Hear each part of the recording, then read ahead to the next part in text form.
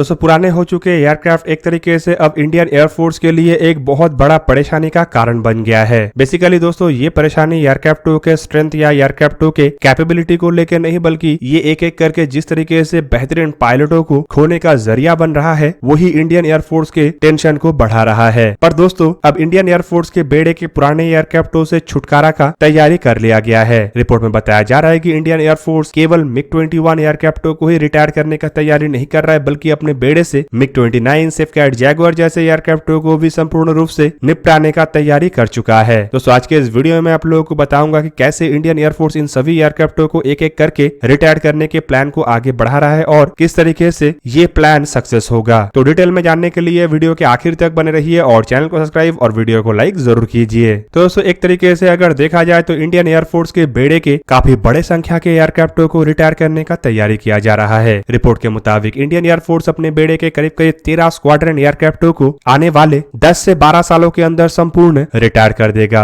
और अगर एवरेज लगाया जाए तो लगभग हर साल एक स्क्वाड्रन एयरक्राफ्टों को रिटायर करने का तैयारी किया जा रहा है। दोस्तों ये सभी एयरक्राफ्ट इंडियन एयरफोर्स के बेड़े के पुराने हो चुके एयरक्राफ्ट है, पर एक समय था जब इन एयरक्राफ्टों को इंडियन एयरफोर्स के बेड़े के सबसे महत्वपूर्ण एयरक्राफ्ट के रूप में भी देखा जा रहा था। दोस्तों इन एयरक्राफ्टों में जहाँ पे सबसे पहला नाम है MiG-21, तो वहीं पे दूसरा नाम भी मिग सीरीज के एयरक्राफ्ट MiG-29 का है। हालांकि तीसरा एयरक्राफ्ट इंडियन एयरफोर्स के एकमात्र ग्राउंड अटैक एयरक्राफ्ट जैगुआर का है। दोस्तों इंडियन एयरफोर्स के MiG-21 एयरक्राफ्ट के हाल ही के हादसे के बाद खबर ये भी आया है कि इंडियन एयरफोर्स के द्वारा अपने बेड़े के बाकी बचे कुछ MiG-21 एयरक्राफ्टों को रिटायर करने का प्लान बना लिया गया है। फिलहाल अगर देखा जाए तो एयरफोर्स के बेड़े में करीब करीब 4 स्क्वाड्रन MiG-21 एयरक्राफ्ट एक्टिव है। दोस्तों इन एयरक्राफ्टों को MiG-21 एयरक्राफ्टों के अपग्रेडेड वर्जन मतलब MiG-21 बाइसन कहा जाता है, जिन्हें आखिरी बार साल 2001 में अपग्रेड किया गया था। दोस्तों बताया जा रहा है कि ये जो 4 स्क्वाड्रन के MiG-21 एयरक्राफ्ट है इन्हें आने वाले 3 सालों के अंदर संपूर्ण रूप से बेड़े से निकाल दिया जाएगा, जबकि इसके बाद इनके जगह एक एक करके तेजस मार्क 1 एयरक्राफ्टों के द्वारा भरा जाएगा।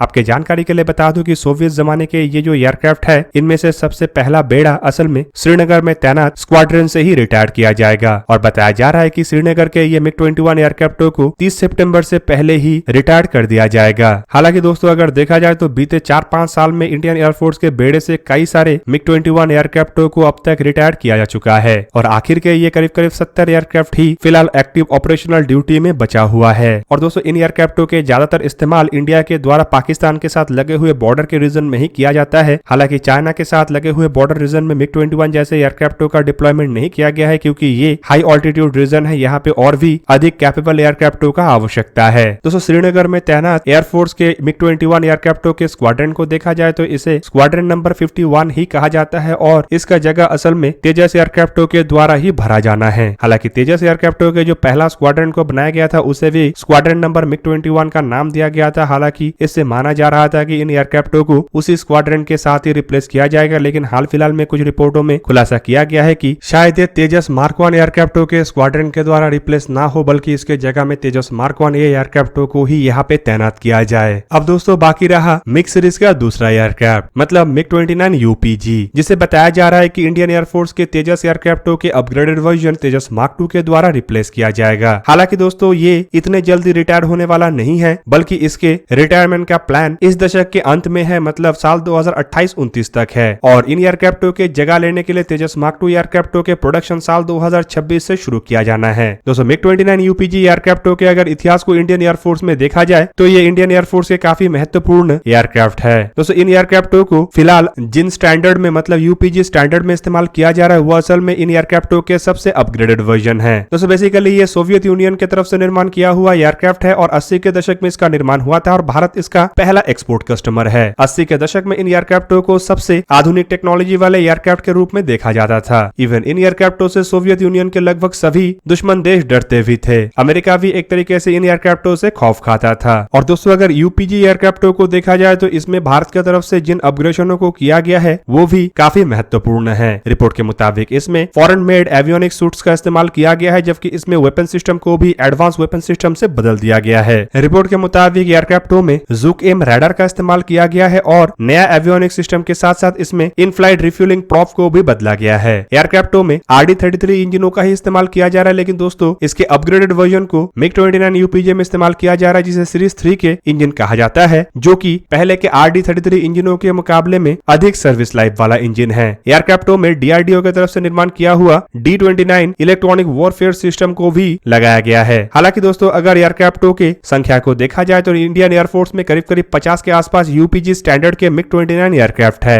दोस्तों इसके बाद नाम आता है सेपकैट जैगुआर का। जैगुआर एयरक्राफ्टों को भी इंडियन एयरफोर्स से रिटायर करने का तैयारी किया जा रहा है। दोस्तों आपके जानकारी के लिए बता दूं कि राफेल एयरक्राफ्ट आने से पहले जैगुआर एयरक्राफ्टों को ही इंडियन एयरफोर्स के बेड़े के प्राइमरी परमाणु हथियारों को कैरी करने वाले एयरक्राफ्ट के रूप में देखा जाता था। एयरफोर्स के बेड़े में करीब करीब 130 के आसपास जैगुआर एयरक्राफ्टों को शामिल किया गया। इंडियन एयरफोर्स करीबन 1979 से इन एयरक्राफ्टों का इस्तेमाल कर रहा है। हालांकि दोस्तों अगर देखा जाए तो कई सारे देश इन एयरक्राफ्टों को खरीद चुका है, पर इनमें सबसे बड़ा एक्सपोर्ट कस्टमर इंडिया ही है। इंडिया की तरफ से $1 बिलियन की लागत से 1978 में जैगुआर एयरक्राफ्टों का ऑर्डर दिया गया था। जैगुआर एयरक्राफ्टों को डैसॉल्ट मिराज 1 और साफ विगन एयरक्राफ्टों के क्लोज रिलेटिव के रूप में देखा जाता है। इवन इन दोनों एयरक्राफ्टों के मिश्रण के रूप में ही जैगुआर एयरक्राफ्टों का निर्माण किया गया था। इंडियन एयरफोर्स के बेड़े में जैगुआर एयरक्राफ्टों को डीप पेनिट्रेशन एयरक्राफ्ट के रूप में इस्तेमाल किया जाता है और इसका बेसिक काम है जमीनी ठिकानों को तबाह करना। एयरफोर्स की तरफ से इन एयरक्राफ्टों को 1987 से लेकर 1990 के दरमियान श्रीलंका में चलने वाले पीस कीपिंग मिशनों के दरमियान भी इस्तेमाल किया गया था। 1999 में जैगुआर एयरक्राफ्टों का इस्तेमाल कारगिल के लड़ाई में पाकिस्तानी ठिकानों के ऊपर गाइडेड और अनगाइडेड बॉम्बों को दागने के लिए भी किया गया था। फिलहाल दोस्तों अगर देखा जाए तो जैगुआर एयरक्राफ्टों को इंडियन एयरफोर्स में टोटल 3 वेरिएंट में इस्तेमाल किया जा रहा है, जिनमें डैरन 1, डैरन 2 और डैरन 3 वेरिएंट है और इनमें डैरन 3 वेरिएंट को सबसे अपग्रेडेड एयरक्राफ्ट के रूप में देखा जाता है। हालांकि बताया जा रहा है कि सबसे पहले डैरन 1 और डैरन 2 एयरक्राफ्टों को ही रिटायर किया जाएगा और साल 2030 के बाद केवल मात्र डैरन 3 एयरक्राफ्टों को ही फ्लाई किया जाएगा। रिपोर्ट में जैगुआर एयरक्राफ्टों को इंडियन एयरफोर्स के बेड़े से साल 2034 तक रिटायर किया जाना है। हालांकि दोस्तों डैरन 3 एयरक्राफ्ट शायद इससे भी थोड़ा अधिक समय तक इस्तेमाल हो, क्योंकि इसमें हाल ही में ही कुछ मॉडर्नाइजेशन किया गया है, जैसे कि हथियारों के पैकेजों में मॉडर्नाइजेशन के साथ साथ एयरक्राफ्टों के इंजनों में भी कुछ परिवर्तन किया गया है। हालांकि दोस्तों इसके अलावा इंडियन एयरफोर्स के बेड़े के मिराज 2000 जैसे एयरक्राफ्टों को भी रिटायर करने को लेके प्लान अभी से ही बनाया जा रहा है, पर इन सभी एयरक्राफ्टों से अधिक समय तक मिराज 2000 एयरक्राफ्टों को इस्तेमाल किया जाएगा। आपके जानकारी के लिए बता दूं कि इंडियन एयरफोर्स के बेड़े में मिराज 2000 को भी 80 के दशक में ही शामिल किया गया था। जब पाकिस्तान को अमेरिका की तरफ से F-16 जैसे एयरक्राफ्ट दिया गया था, तब भारत के द्वारा फ्रांस से इन एयरक्राफ्टों को खरीदा गया ताकि पाकिस्तान के F-16 को भारत काउंटर कर सके। हालांकि इन एयरक्राफ्टों ने अपने रोल बाखूबी निभाया और एयरक्राफ्टों के द्वारा पहली बार बड़े लड़ाई का हिस्सा साल 1999 में कारगिल के लड़ाई के दरमियान हुआ गया। रिपोर्ट के मुताबिक कारगिल के लड़ाई के दरमियान इन एयरक्राफ्टों के द्वारा ही Israeli made precision guided munition या फिर कहे तो लेजर गाइडेड हथियारों का दागा गया था और पाकिस्तान के छुपे हुए बंकरों को भी तबाह किया गया था। दोस्तों एक तरीके से अगर देखा जाए तो जैगुआर एयरक्राफ्ट अब तक कई तरीके के रोल को निभा चुका है और हाल फिलहाल में इन एयरक्राफ्टों के इस्तेमाल से ही इंडियन एयरफोर्स पाकिस्तान के अंदर बालाकोट एयर स्ट्राइक को अंजाम दिया।